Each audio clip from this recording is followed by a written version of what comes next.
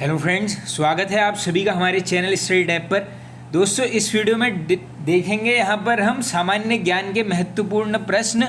देखिए, सारे टॉपिक्स के क्वेश्चंस मिक्स लिए गए हैं, तो चलिए वीडियो कर लेते हैं स्टार्ट। आज का पहला क्वेश्चन है, मनुष्य ने सर्वप्रथम किस धातु का प्रयोग किया? तो ये किया गया है तांबे का।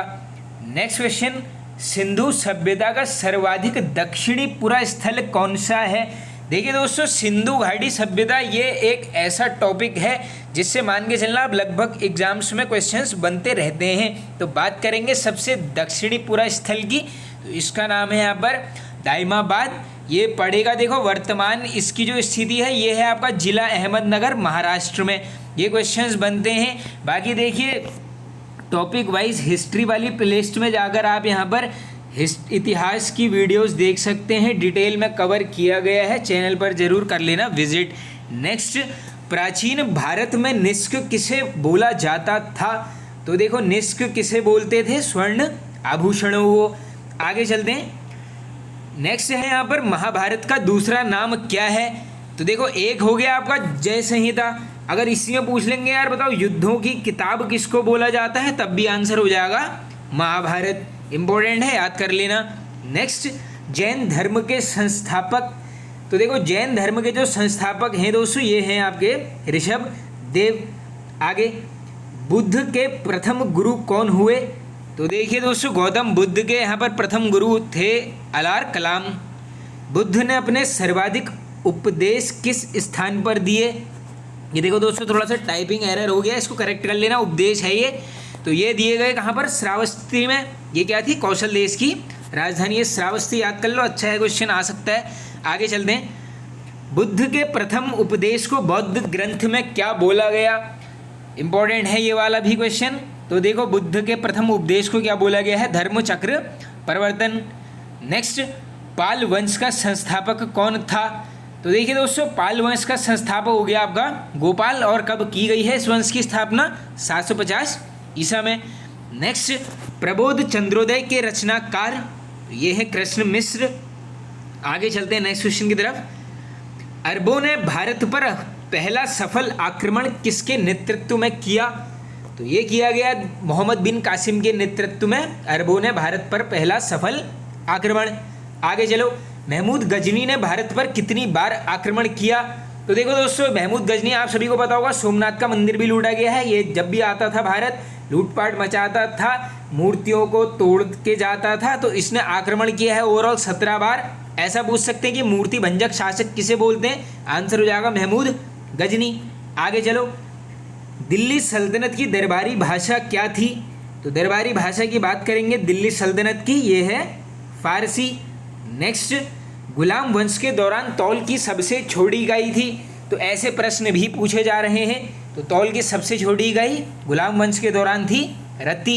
नेक्स्ट, विजयनगर साम्राज्य की स्थापना किसने की? तो दोस्तों, ये दो भाइयों के द्वारा की गई है, हरिहर और बुक्का। और कब की गई है? 1336 में। विजयनगर साम्राज्य की राजधानी पूछेंगे, आंसर करेंगे हम्पी। तो ये 3 क्वेश्चंस कवर हो रहे हैं, अच्छे हैं, याद कर लेना, आ सकते हैं एग्जाम में। आगे, सबसे कम जनघनत्व वाला राज्य कौन सा है?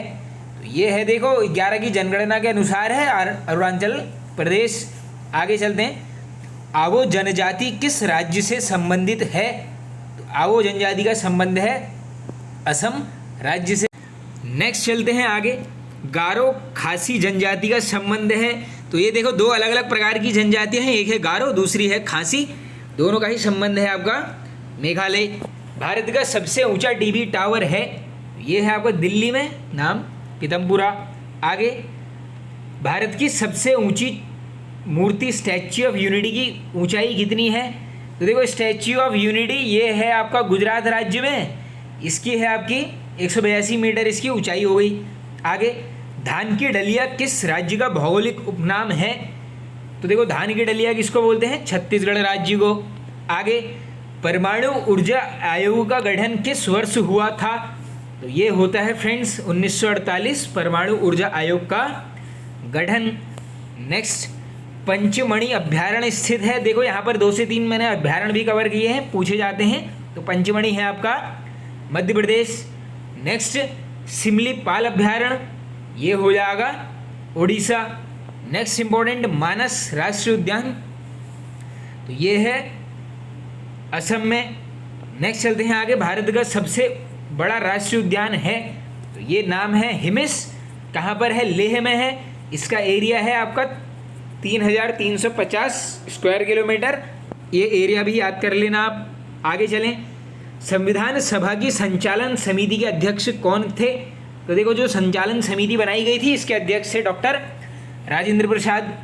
नेक्स्ट चलें आगे, संविधान सभा द्वारा उद्देश्य प्रस्ताव कब स्वीकार किया गया? ये रिपीटेड है, देखो इसमें दोस्तों पूरी डेट ही बनती है, इसको आप याद कर लेना। उद्देश्य प्रस्ताव स्वीकार किया गया 22 जनवरी 1947 को। आगे, संविधान सभा का संवैधानिक सलाहकार किसे नियुक्त किया गया? तो ये किया गया था BN राव। आगे, भीमराव अंबेडकर कहाँ से संविधान सभा में निर्वाचित हुए? तो दोस्तों अंबेडकर जी यहाँ पर हुए थे बंगाल से। आगे चलते हैं, अप्रत्यक्ष चुनाव प्रणाली की शुरुआत किस अधिनियम के अंतर्गत की गई? ये इंपॉर्टेंट है, देखो ये किस हो गया है गलत, ये किस कर लेना इसको। तो ये है 1892 का भारत शासन अधिनियम। नेक्स्ट क्वेश्चन की तरफ चलते हैं, संघ सूची व राज्य सूची को किस देश के संविधान से लिया गया है? तो ये दोनों ही सूचियां ली गई हैं कनाडा से। आगे चलते हैं, 12वीं अनुसूची को संविधान में कब जोड़ा गया? तो देखो दोस्तों, 12वीं जो अनुसूची है इसे जोड़ा गया है 74वें संविधान संशोधन के द्वारा 1993 में। बाकी देखिए, ये जो अनुसूची है दोस्तों, इसका संबंध आपका है नगर पालिकाओं के गठन से, नगर पालिकाओं से याद कर लेना। इसी में देखो 11वां का किससे है? ये हो गया आपका पंचायत से, और 10वां है आपका किससे? दल बदल से। ये 3 है, 10, 11, 12 क्रम से याद कर लेना इनको। आगे, जापान की संसद को बोला जाता है, ये हो जाएगा आपका डाइट। इसी प्रकार एक नोट कर लो, इजराइल की ये पूछी जाती है, तो ये है आपकी नेसेस्ट, इजराइल की नेसेस्ट हो गई। और अफगानिस्तान की क्या है यहाँ पर? शोरा। ये सभी क्वेश्चंस ऑलरेडी किए हैं हमने। नेक्स्ट, विधि के समक्ष क्षमता किस अनुच्छेद में दी गई है? तो ये है आपका कौन सा आर्टिकल? आर्टिकल 14 क्या है? विधि के समक्ष क्षमता। आगे, अस्पृश्यता का अंत किस अनुच्छेद में है? तो ये देखो, ये आर्टिकल डायरेक्टली उत्तराखंड के ही एग्जाम में बना है। अस्पृश्यता का अंत है आपका आर्टिकल 17। आगे चलते हैं नेक्स्ट क्वेश्चन की तरफ, नागरिकों के लिए एक समान सिविल संहिता किस अनुच्छेद में दी गई है? तो ये है आपकी आर्टिकल 44, नागरिकों के लिए एक समान सिविल संहिता। नेक्स्ट, भारत का एक उपराष्ट्रपति होगा किस अनुच्छेद में निहित है? तो ये दिया गया है दोस्तों आपका अनुच्छेद 63 यानी 63 में। राष्ट्रपति पर महाभियोग चलाने की प्रक्रिया किस अनुच्छेद में है? ये काफ़ी आर्टिकल इंपॉर्टेंट है, बार बार रिपीट होता है। आर्टिकल 61 है, 61 महाभियोग। और इसी में देखो, राष्ट्रपति के समाधान की शक्ति भी पूछते हैं किस आर्टिकल में निहित है? ये है आपकी आर्टिकल 72 यानी 72। समाधान का मतलब जैसे किसी की फांसी है तो उसको रोकने का आदेश केवल और केवल यहाँ पर राष्ट्रपति दे सकता है। ये सभी शक्तियाँ हैं आपके आर्टिकल 72 में। आगे, वह अर्थव्यवस्था क्या कहलाती है जिसके अंतर्गत उत्पादन के साधनों का एक बड़ा भाग निजी व्यक्तियों के हाथों में होता है? तो ये अर्थव्यवस्था क्या कहलाएगी? पूंजीवादी अर्थव्यवस्था। नेक्स्ट, जीवन के भौतिक गुणवत्ता सूचकांक का प्रतिपादन सर्वप्रथम किसके द्वारा किया गया? तो ये है आपका जॉन टिनबर्जन के द्वारा। नेक्स्ट, किस काल को योजना अवकाश के नाम से भी जाना जाता है? तो ये देखो, ये है आपका 1966 से 69 वाला काल। आगे चलते हैं, हरित क्रांति शब्द का प्रयोग सर्वप्रथम किसने किया था? अब ये इंपॉर्टेंट है, देखो इस शब्द का प्रयोग किया गया है विलियम गैंड के द्वारा। 2 क्वेश्चन बनते हैं, देखो भारतीय हरित क्रांति के जनक पूछते हैं, ये हैं आपके MS Swaminathan. Overall green revolution यानी हरित क्रांति के जनक पूछ लेंगे, ये हैं आपके नॉर्मन बोरलॉग। ये 2 से 3 क्वेश्चन से यहाँ पर कर लो कवर।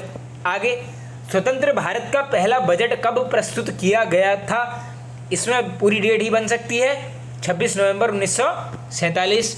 आगे, भारतीय बजट पद्धति का जनक किसको बोला जाता है? ये है नाम John Wilson.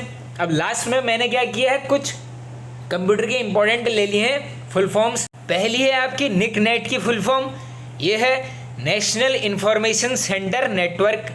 Next, full form of VLSI, तो इसको बोलते हैं very large scale integration. Next, full form of basic, ये पूछी जाती है काफ़ी बार, तो बेसिक की फुल फॉर्म है beginners all purpose symbolic instruction code. ये सभी याद कर लेना, बनता है क्वेश्चन। आगे चलते हैं, लास्ट के 2 क्वेश्चंस रह गए हैं। प्रोग्रामों को स्टोर करने का कार्य कौन करता है? बिल्कुल आसान, ये कौन करेगा? Hard disk. और लास्ट है, हाई लेवल लैंग्वेज को लो लेवल लैंग्वेज में कौन कन्वर्ट करता है? तो ये करेगा आपका कंपाइलर। तो फ्रेंड्स, ये वाला पार्ट होता है एंड। पसंद आए तो वीडियो को एक लाइक कर देना और एक शेयर आप सभी जरूर कर देना। Okay friends, thank you.